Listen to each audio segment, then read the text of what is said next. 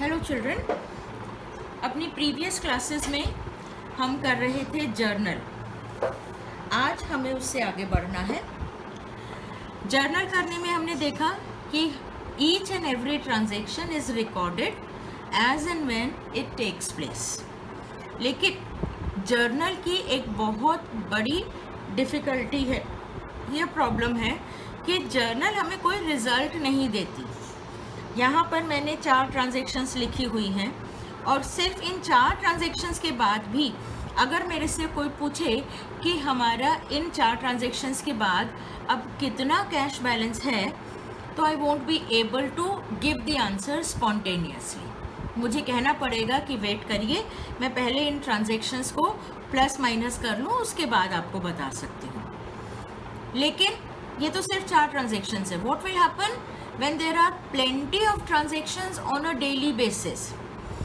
हमारे बॉसेस जो है हमसे पूछेंगे कि what is the total sales made during the month, what were the total purchases made during the month, हमारे एक महीने में कितने कितने expenses हुए, हमारा कैश बैलेंस कितना है, कितना कैश आया, वो हमारा कस्टमर है, उस कस्टमर से हमें कितना लेना है, वो हमारा सप्लायर है, उस सप्लायर को हमें कितना देना है।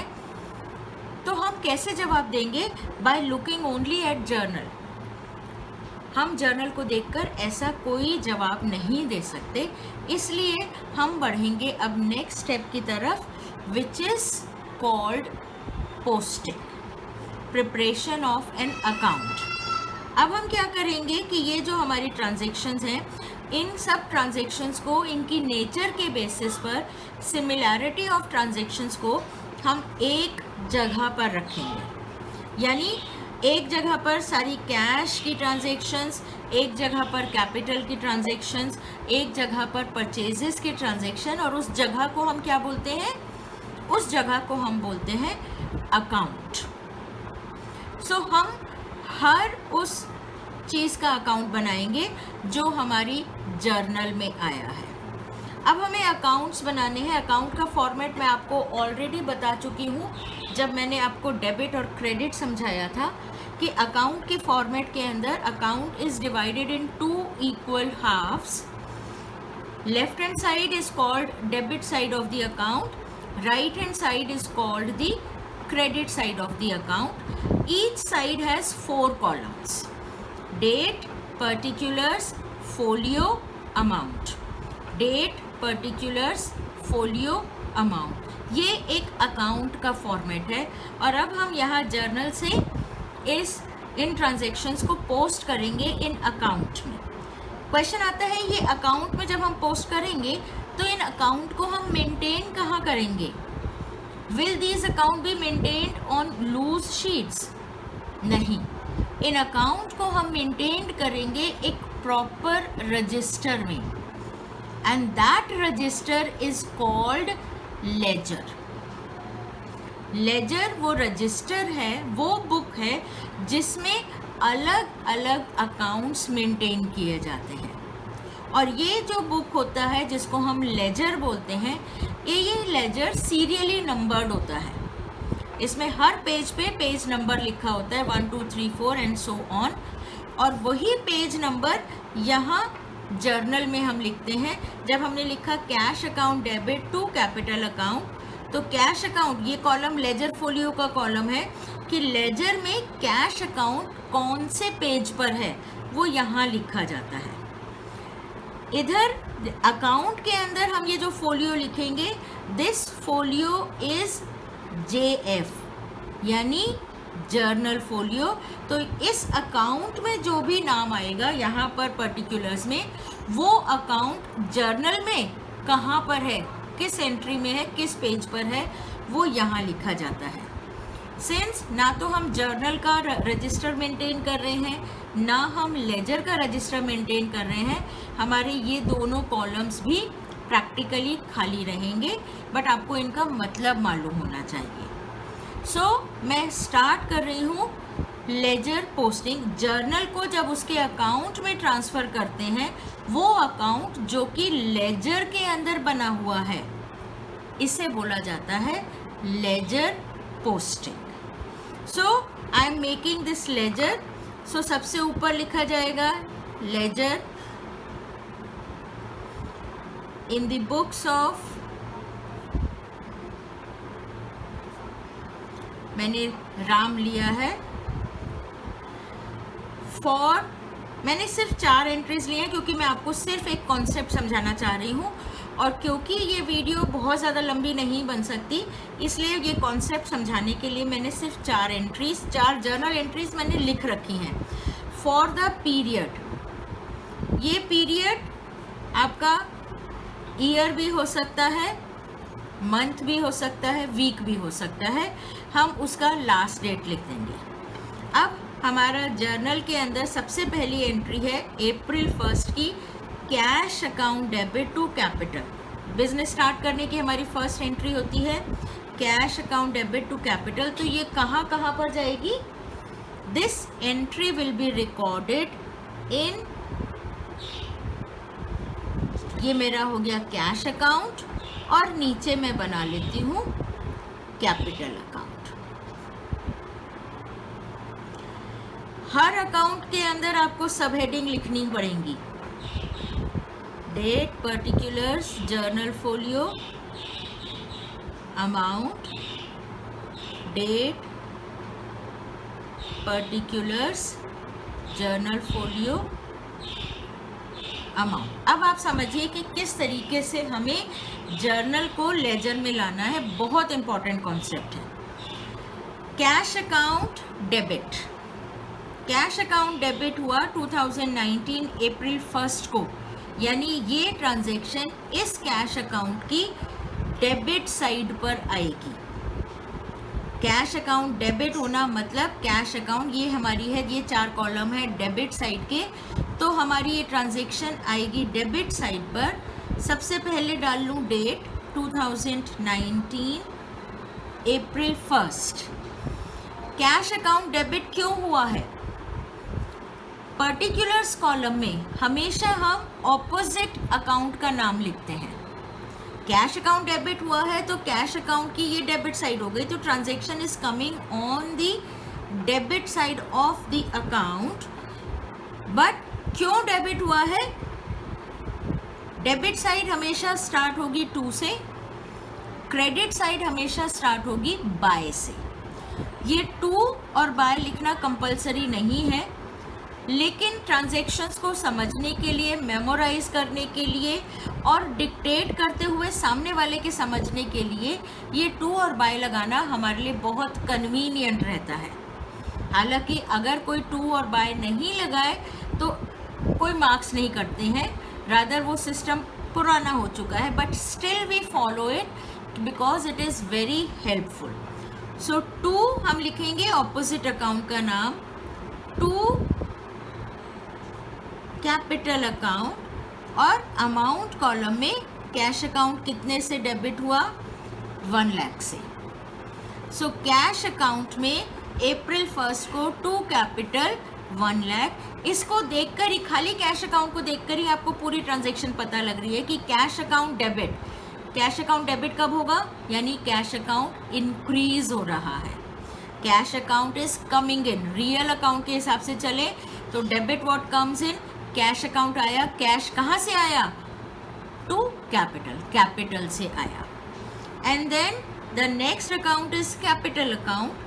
हम इसकी पोस्टिंग करेंगे कैपिटल अकाउंट में। Capital account is credited, credit हुआ है तो हम कैपिटल अकाउंट की राइट हैंड साइड पर जाएंगे, क्रेडिट साइड पर जाएंगे। डेट लिखें 2019 अप्रैल 1। क्रेडिट साइड हमारी स्टार्ट होती है बाय। अब कैपिटल हमारी क्रेडिट हो रही है, कैपिटल हमारी बढ़ रही है बाय। कैपिटल के सामने कौन सा अकाउंट है? Cash. So by cash account, by cash 1 lakh rupees. ये क्या दिखा रहा है कि कैपिटल क्रेडिट होना यानी कैपिटल इंक्रीज होना। कैपिटल इंक्रीज क्यों हुई है? क्योंकि कैश लाया गया है। सो किसी भी एक अकाउंट को देखकर आपको पूरी ट्रांजैक्शन पता लग जाती है, इसलिए अमाउंट जो पर्टिकुलर्स है, पर्टिकुलर्स में ऑपोजिट अकाउंट का नाम लिखा जाता है। ये बात हमेशा ध्यान रखिए कि किसी भी अकाउंट में जो उसकी हेडिंग है, कैश अकाउंट में कभी भी पर्टिकुलर्स में कैश नाम नहीं आएगा, कैपिटल अकाउंट में कभी भी कैपिटल अकाउंट का नाम नहीं आएगा। Next transaction is on April 12th, purchases account debit to cash. Cash account मेरे पास ऑलरेडी है, मेरे को क्या बनाना पड़ेगा, एक परचेजेस अकाउंट। तो मैं नेक्स्ट अकाउंट को नाम दे देती हूँ परचेजेस अकाउंट। सब हेडिंग लिख लूँ, date, particulars, journal folio, amount, date, particulars, journal folio, amount. अब परचेजेस अकाउंट मेरा डेबिट हो रहा है, यानी परचेज अकाउंट की डेबिट साइड पर हमारी ये एंट्री आएगी। डेबिट साइड पे एंट्री आएगी, डेट डालें 2019 April 12th। Purchases account debit होना है, यानी इस साइड पर, this side starts with 2। Purchases, हमने गुड्स परचेज की हैं, परचेज किया है तो क्या हुआ, कैसे परचेज की, to cash. So opposite account क्या है, to cash account, and the amount is 20,000 rupees that purchases have been made for cash। Cash account मेरा क्रेडिट हो रहा है, I go to the cash account. Cash account credit हो रहा है तो मैं कैश अकाउंट की क्रेडिट साइड पर, राइट हैंड साइड पर जाऊंगी, डेट डालूंगी April 12th। कैश अकाउंट में क्या लिखूंगी, by name of the opposite account, bye purchases account, यानी मेरा कैश कहाँ गया, बाय परचेजेस। 20,000 की मैंने परचेज की, जिस पे मेरा कैश क्रेडिट हो गया, मेरा cash has gone out, my cash has decreased. So हमेशा ये क्रॉस मल्टीप्लाई होता है, जो परचेज डेबिट हुआ है वो परचेज डेबिट के अंदर हम ऑपोजिट अकाउंट का नाम लिखेंगे, जो कैश क्रेडिट हुआ है उसमें ऑपोजिट अकाउंट का नाम लिखेंगे। परचेजेस में to cash account and cash में by purchases account. Then April 23rd is rent account debit to cash account. नया अकाउंट मुझे बनाना पड़ेगा, रेंट अकाउंट।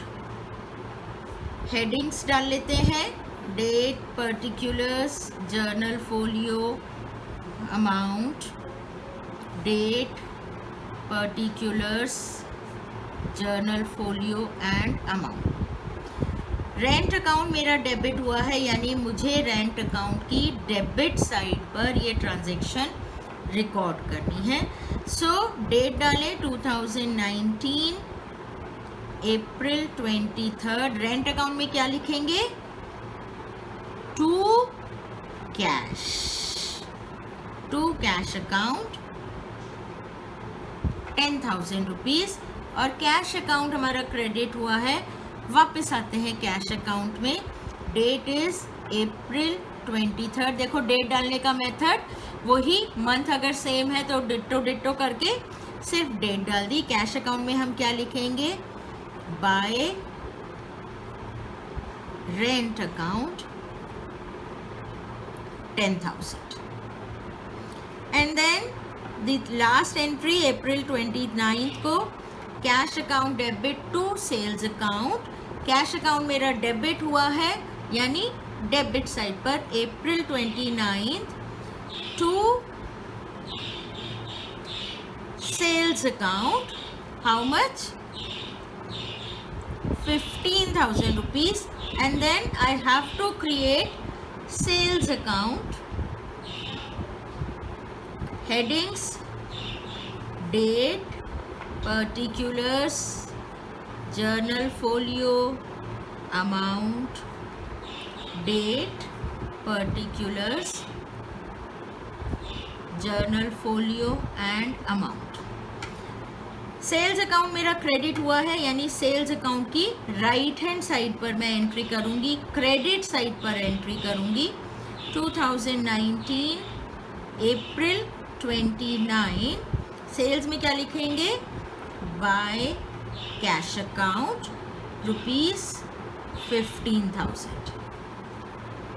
नाउ सपोज करें हम, यही हमारी टोटल एंट्रीज हैं, क्योंकि मैं इन लेजर अकाउंट्स को आपको क्लोज करके भी समझाना चाह रही हूँ किस तरीके से हम इनको क्लोज करते हैं, क्योंकि हमें चाहिए कि कितना हमारा बैलेंस है, क्या इनका टोटल है। टोटल करना, बैलेंसिंग करना is also an art in accountancy, normal तरीके से नहीं होता। Let's see cash account. हम जब भी टोटल करेंगे एक एक लाइन हमें दोनों तरफ छोड़ देनी है बैलेंस निकालने के लिए। तो यहाँ पर मैं ये लाइन डाल देती हूँ, इस लाइन के नीचे डबल लाइन, मतलब ये अकाउंट यहाँ पर क्लोज हो गया है। अब मैं जो बड़ी साइड है, बड़ी साइड का मतलब लेंदी साइड नहीं, बड़ी साइड का मतलब वो साइड जिसका अमाउंट ज़्यादा है, उसका पहले टोटल करूँगी। टोटल यानी कि ये डेबिट साइड का टोटल ज़्यादा आ रहा है, मैंने टोटल किया, दिस इज़ 1,15,000। इस साइड का टोटल अभी नहीं करूँगी, क्या करूँगी मैं, यही टोटल सामने साइड पर लिख दूँगी। 1,15,000, 1,15,000। बट ये साइड तो 1,15,000 नहीं है, व्हाट टू डू, कैसे इसको 1,15,000 बनाऊँ। इसको 1,15,000 मुझे बनाना है क्योंकि मैंने इस साइड का टोटल इतना लिख दिया है। सो इसको बनाने के लिए मुझे क्या करना पड़ेगा, यहाँ पर एक बैलेंसिंग फिगर डालनी होगी। वो बैलेंसिंग फिगर हम कैसे डालेंगे कि ये बैलेंस में क्या ऐड किया जाए सो दैट इट बिकम्स 1,15,000। याद है आपको जूनियर लेवल में जब प्लस माइनसेस के सम करते थे तो आपको मिसिंग फिगर वाले प्लस माइनसेस होते थे। समझ लो आपका एडिशन का सम है जिसमें ये एक मिसिंग फिगर है। तो कैसे करेंगे, 0 + 0 + डैश इज 0, 0 हो गया। सेकेंड लेवल पर भी 0, थर्ड लेवल पर भी 0, फोर्थ लेवल पर भी 0 0 है, लेकिन यहाँ पर है 5। तो 0 + 0 + डैश इज 5। तो 0 + डैश इज 5। तो डैश कितना हो गया, डैश में क्या डालूं, 5। 0 + 0 + 5 is equal to 5। And then 2 + 1 3, 3 + dash is 11। 3 + dash is 11, यानी 3 + 8 इज 11। ये जो फिगर आई है 85,000 की, ये क्या दिखा रही है मुझे, ये दिखा रही है कि कैश अकाउंट का डेबिट, कैश अकाउंट का debit shows debit what comes in, cash received. Cash receive मैंने जितना किया है वो कैश का क्रेडिट यानी कैश का पेमेंट से 85,000 रुपीज़ ज़्यादा है। यानी मेरे पास कैश में कितना बैलेंस बचा है, 85,000। क्योंकि ये मेरा बैलेंस है कैरिड, क्लोजिंग बैलेंस है, इस पीरियड का क्लोजिंग बैलेंस है, मैं इसको कहूँगी बैलेंस कैरिड डाउन और इसमें डेट डालूँगी इस पीरियड की आखिरी। हमने डेट्स इस तरह से ली है तो पीरियड हमारा अप्रॉक्सीमेटली मंथ हो गया। तो अप्रैल 30 को मेरे पास कैश का कितना बैलेंस बचा, 85,000। और यही बैलेंस CD मेरा नेक्स्ट मंथ का ओपनिंग बैलेंस बन जाएगा। तो इसको मैं नेक्स्ट मंथ कौन सा है, अप्रैल के बाद क्या आता है, मई 1 को मेरा ये बैलेंस शुरू होगा, ओपनिंग बैलेंस यानी बैलेंस ब्रॉट डाउन कितना लूँगी मैं, 85,000। अब अगर मेरे से मेरा बॉस पूछता है कि भाई हमारे पास कैश में कितना पैसा है, तो मैं इजीली बता सकती हूँ कि अप्रैल में हमने कैश रिसीव किया 1,15,000 and now the balance is 85,000, जो कि मैं यहाँ इन जर्नल एंट्रीज को देखकर कभी नहीं बता सकती थी। देन कैपिटल अकाउंट में सिर्फ एक ही तरफ एंट्री है, तो इसका टोटल यही कर देते हैं, पुटिंग द डबल लाइन, सामने वही टोटल रिपीट कर देंगे। और अब क्या होगा, इस साइड पर ज़ीरो बैलेंस है लेकिन टोटल मुझे करना है 1 लाख, तो बैलेंसिंग फिगर 1 लाख ही आ गई। ये क्या हो जाएगा, टू बैलेंस CD। डेट क्या होगी, हमेशा पीरियड की आखिरी डेट अप्रैल 30, जो भी पीरियड होगा उसका आखिरी दिन हम इन अकाउंट्स को क्लोज करते हैं। मतलब 30 अप्रैल को हमारे पास 1 लाख रुपीस का कैपिटल का बैलेंस था, जो May 1 को ब्रॉट डाउन हो जाएगा। तो by balance brought down 1 lakh. जो बैलेंस CD होता है वही बैलेंस ब्रॉट डाउन होता है ऑपोजिट साइड पर। ऑपोजिट साइड पर किस लिए, क्योंकि क्लोजिंग बैलेंस निकलता है स्मॉलर साइड पर। बैलेंसिंग फिगर निकलेगी जिस साइड पर कमी है उस साइड पर हम बैलेंस रख के उसको इक्वल करते हैं, और ये बैलेंसिंग फिगर शो करती है कि this side is smaller than the opposite side by how much amount. So cash account is smaller of 85,000 rupees on the credit side, yani it is bigger on the debit side by 85,000. Capital account is having a 1 lakh rupees credit balance. Then purchases, rent and sales. Purchases और sales हालांकि हमारे goods के account है, but basic nature इनकी nominal account की है, क्योंकि ये हमारे एक्सपेंसेस और रेवेन्यूज माने जाते हैं। जितने भी हमारे नॉमिनल अकाउंट्स होंगे वो हर साल क्लोज कर दिए जाते हैं, उन्हें हम आगे फॉरवर्ड नहीं करते। कोई आपको ये कभी आपने सुना है कि हमारी 10 साल की सेल्स इतनी है, हमारी 12 साल की सेल्स इतनी है? सेल्स होती है हमारा इस साल की सेल्स कितनी है। तो परचेजेस, रेंट एंड सेल्स जो कि नॉमिनल अकाउंट्स हैं उनको हम बिल्कुल क्लोज कर देते हैं। तो उनकी क्लोजिंग का तरीका होता है, ये टोटल किया, टोटल हमने सामने ही लिखा, बैलेंसिंग फिगर यही आ गई 20,000, डेट वही अप्रैल 30, लेकिन इस 20,000 के लिए हम बाय बैलेंस CD नहीं लिखेंगे, हम इसको ट्रांसफ़र कर देंगे अपने जो लास्ट में हम प्रॉफिट एंड लॉस अकाउंट बनाते हैं उसमें ट्रांसफ़र कर देंगे, which is called by trading and profit and loss account. So nominal accounts हमेशा trading and profit and loss account में ट्रांसफ़र किए जाएंगे। सिमिलरली रेंट अकाउंट, इसको भी हम ट्रांसफ़र कर देंगे trading and profit and loss account में। ऐसा इसलिए करते हैं क्योंकि जो भी हमारे एक्सपेंसेस और इनकम्स हैं उन्हें हम कैरी फॉरवर्ड नहीं करते, उनको हम अगले साल के लिए नहीं उठा के रखते। हर साल के रेवेन्यूज़ में से हर साल के एक्सपेंसेस को माइनस करके नेट प्रॉफिट या नेट लॉस निकाला जाता है। सेल्स अकाउंट, ये टोटल